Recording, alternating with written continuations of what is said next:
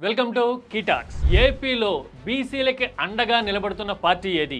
అటు అధికార పక్షం గానీ ఇటు విపక్షంగా ఉన్న పార్టీ గానీ ఈ ఇద్దరిలో బీసీల పక్షపాతిగా చెప్పుకోవడం కాదు, చేతల్లో చూపించింది ఎవరు? కేంద్రం కుల గణనకి సిద్ధమవుతున్న సమయంలో ఈ ప్రశ్నకి చాలా వెయిటేజ్ ఉంది. రాజకీయాన్ని మార్చే శక్తి అంతకంటే ఎక్కువ ఉంది. డీటెయిల్గా చూద్దాం.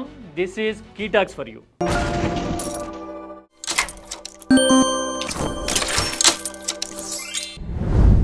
బీసీలకి అండగా ఉంటాం అని చెప్పడం అనేది ఒక పొలిటికల్ ఫ్యాషన్ అయిపోయింది. నినాదాల్లో బీసీలు ఉన్నంతగా విధానాల్లో లేరు అనేది అన్ని వర్గాలకి క్లియర్ కట్గా వాస్తవంగా తెలుసు. అధికారంలో ఉన్నప్పుడు అనుసరించే విధానాలు బీసీల పట్ల ఎంత పక్షపాతం ఉంది, ఎంత అక్కరుంది అనే విషయాన్ని తెలియజేస్తాయి అనుకుంటే గనక ఇప్పుడు ఏపీలో అధికారంలో ఉన్న టీడీపీ సంగతి చూద్దాం. బీసీ వర్గాలే మాకు వెన్నెముక అని చెప్పడాన్ని ముందు నుంచి చూస్తూ ఉంటాం. ప్రచారం కూడా భారీ స్థాయిలో జరుగుతుంది. కానీ రాజకీయ అధికారం విషయంలో బీసీలకి ఎంతవరకు ప్రాధాన్యం ఉంది అని అడిగితే క్యాబినెట్లో బీసీల ప్రాధాన్యం చూడండి మీకు అర్థమవుతుంది అనే జనరలైజ్డ్ వాదన చేస్తారు చాలా మంది. ప్రభుత్వంలో కీలకమైన శాఖలు హోమ్, ఫైనాన్స్, ఇరిగేషన్, ఎడ్యుకేషన్ లాంటివి ఉన్నాయి అనుకుంటే ఇందులో బీసీ మంత్రులు ఉన్నారా అనేది చూస్తే గనక ప్రాధాన్యం ఎంత ఉంది అనేది తెలిసిపోతుంది. ఇక రాజకీయంగా మా పార్టీ రాష్ట్ర అధ్యక్షుడే బీసీ అని చెప్పడానికి కూడా ట్రై చేస్తారు. జాతీయ అధ్యక్షుడు అంటూ ఒకరుండి అసలు నిర్ణయాలన్నీ వారే తీసుకునే పరిస్థితి ఉన్నప్పుడు రాష్ట్ర అధ్యక్షుడికి ఉండే ప్రాధాన్యం ఎంత?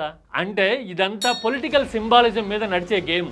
ఓటు బ్యాంకుగా 45-50% జనాభాలో ఉన్నప్పుడు ఇలాంటి సింబాలిజంతో రాజకీయం నడపటము అనేది వాస్తవం. అయితే మరో పార్టీ అధికారంలో ఉండగా అంటే 2019 నుంచి 2024 మధ్య ఎలాంటి పరిణామాలు ఉన్నాయనేది కూడా చూద్దాం. ఏపీలో రిజర్వ్డ్ సీట్లు పోగా ఓపెన్ సీట్లు ఒక 140 ఉన్నాయి అనుకుంటే అందులో 41 సీట్లు బీసీలకు ఇవ్వడం అనేది వైఎస్ఆర్సీపీ తీసుకున్న నిర్ణయం. అలాగే పార్లమెంట్ సీట్లో జనరల్ కేటగిరీలో 20 సీట్లు ఉంటే అందులో 8 సీట్లు బీసీలకు ఇవ్వడం అనేది నిజంగా సాహసోపేతమైన నిర్ణయం. అంతేకాదు కర్నూలు, అనంతపురం జిల్లాలో ఉన్న 2 పార్లమెంట్ సీట్లు, రాజమండ్రి లాంటి సీటు కూడా బీసీలకి ఇవ్వడం అనేది నిజంగా విప్లవాత్మక నిర్ణయం అనే అనుకోవాలి. అలాగే అధికారంలో ఉన్నప్పుడు కుల వృత్తుల కోసం, చేతి వృత్తుల కోసం 14 పథకాలు ప్రత్యేకంగా ప్రవేశపెట్టడం అనేది కూడా బీసీ వర్గాలకి తెలిసి ఇదంతా అండర్ కరెంట్ గా వాళ్ళకి తెలిసిన వాస్తవం. ఇది వేరే వాళ్ళు సమర్థించేదో లేకపోతే వ్యతిరేకించడానికి ఆస్కారం ఉన్న సబ్జెక్టో కానే కాదు.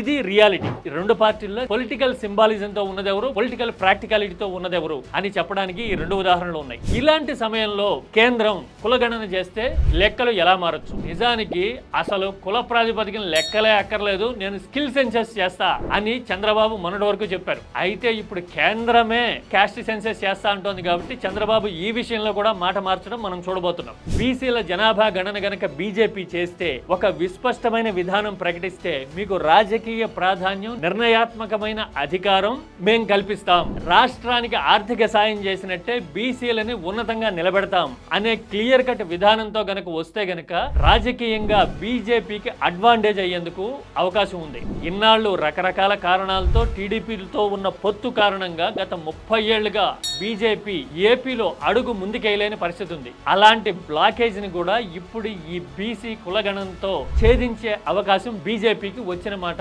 వాస్తవం. అయితే కూటమిలో ఉండటము, పొత్తుల్నే నమ్ముకున్న మైండ్ సెట్ ఉన్న సమయంలో మరి ఇంత డైనమిక్ పొలిటికల్ చేంజెస్ ఎక్స్పెక్ట్ చేయగలమా అంటే బీజేపీ బహుశా 28 నాటికి క్లారిటీ తీసుకునే అవకాశం ఉంటుంది. మరి కేంద్రం చేయబోయే క్యాస్ట్ సెన్సస్ ఎఫెక్ట్ ఎలా ఉంటుందో మనం చూడబోతున్నాం. This is Key Talks for you.